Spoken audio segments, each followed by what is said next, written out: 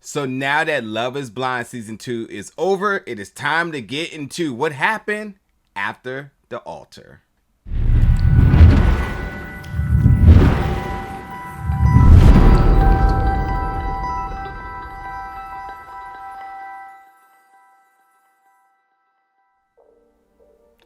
What's up, folks, and welcome back to the channel today for another review. And today we're going to be reviewing Love is Blind season 2 after the altar, which is going to be on Netflix September 16th. It's going to be 3 episodes. They're about 45 minutes each, and it's pretty much a catch-up game as to what all of the couples or singles have been up to since the conclusion, the finale of Love is Blind season 2. So couple of things here. I'm kind of going to go over each couple to kind of give you a little bit of perspective as to like what's up with them and like what you're kind of going to get from them after this. But I'm not going to spoil things because there's a lot of juicy things going, and there's things that I'm very, very happy that they detailed in this, because there was a lot of things I wasn't really fond of in terms of the finale, the conclusion, the reunion. I feel like it was a little bit biased. There was definitely a lot more things that could have been highlighted, but they did not.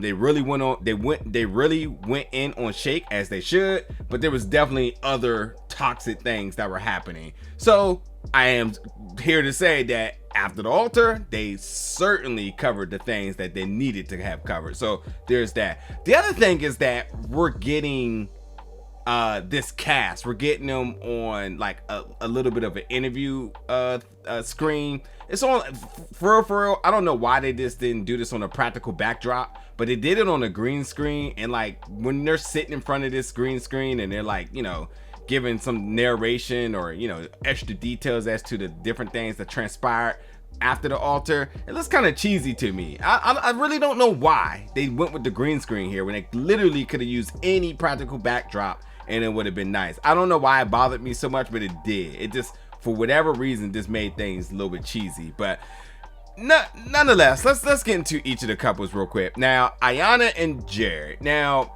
before this can even be released, they went to the Instagram and let everybody know that, hey, they have divorced. And in the extra episodes here on After the Altar season 2, you know, Iyanna expressed a lot about her displeasure about Jarrette and his activities, life of the party, always wanting to be out, and his drinking. And it made her uncomfortable to the point that they have their own, they both have separate places, and they've been trying to work through it. And you're going to see them really, really be tested. Folks are going to get involved in terms of like sort of trying to add in their own commentary about what's happening. You know, Jarrette seems to be like he wants to change, but clearly, by spoiler alert, he didn't do enough because they're divorcing now. They're separated. It's awkward looking at their side of things of all the couples. It's awkward watching the two of them because like you hear him saying all this stuff about how he's going to change and do all this and different, and you see Iyanna just really trying to stand by him. But clearly we know what happened now at the end. So like, you know, seems like somebody was talking a hot game but couldn't back it up. But hey, Danielle and Nick, they're thriving. They throw a party. The party's pretty cool. And it's interesting because I think Nick is really coming out of his shell. I mean, Danielle, we already sort of had that idea that she was sort of a party person and whatnot. But like Nick really compliments her. Danielle compliments him. They're good to go, and they have some really funny moments in this, and they throw this party that's really cool, and they're very strategic about who they invite to the party because they want to make sure it thrives. And I love how real they are. I love them as a couple, but yeah, they're definitely safe, so we're not getting too much of that there. Deepti is also thriving. She looking good.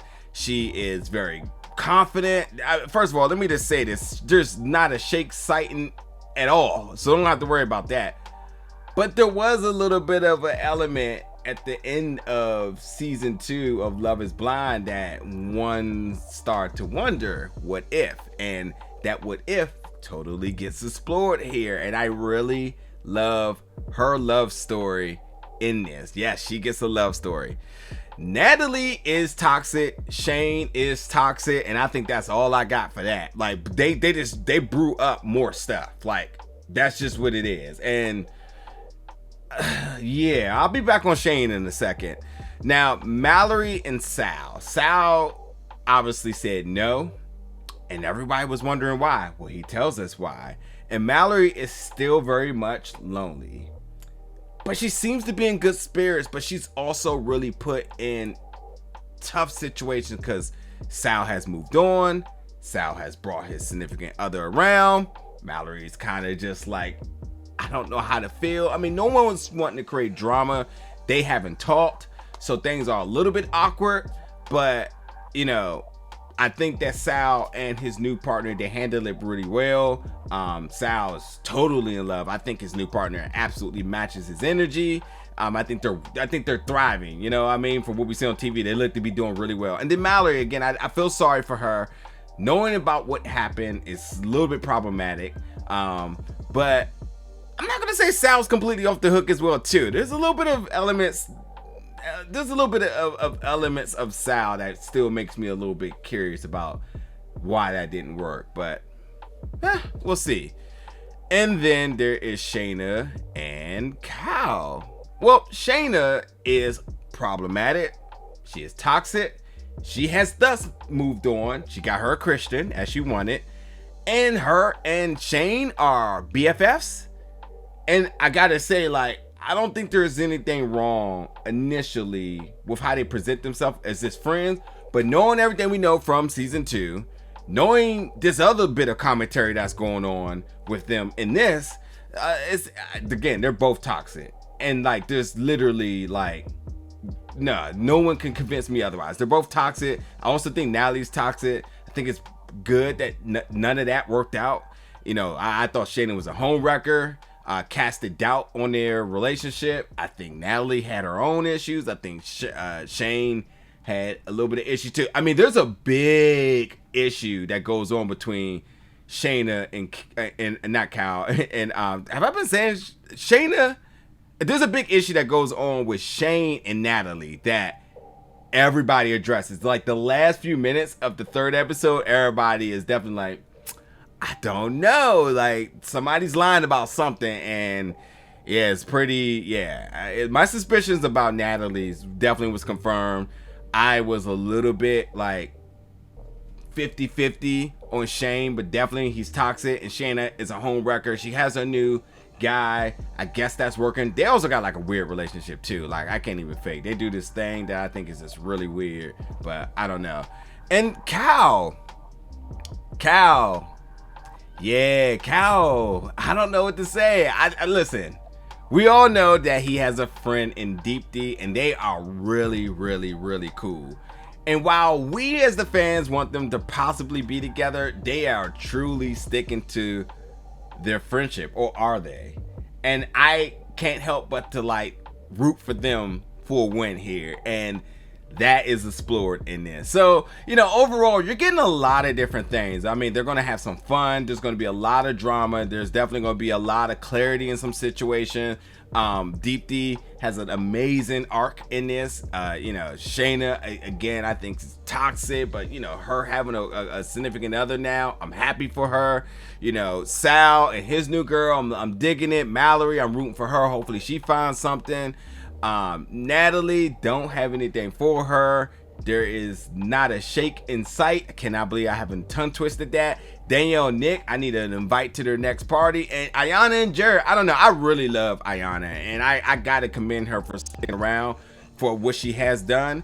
And Jarrette just doesn't seem to be wanting to get out of his old habits. And you know, I wish him the best. I hope he finds luck, but like, you know, it seems like enough people got involved in trying to help, and at some point, if somebody doesn't want to help themselves, what can you do? So, but hey, check it out. You can check out these 3 episodes September 13th on September 16th on Netflix. This is Love is Blind After the Altar Season 2. Jump in the comments, folks. Let me know your thoughts about it, and as always, stay tuned for more reviews very soon.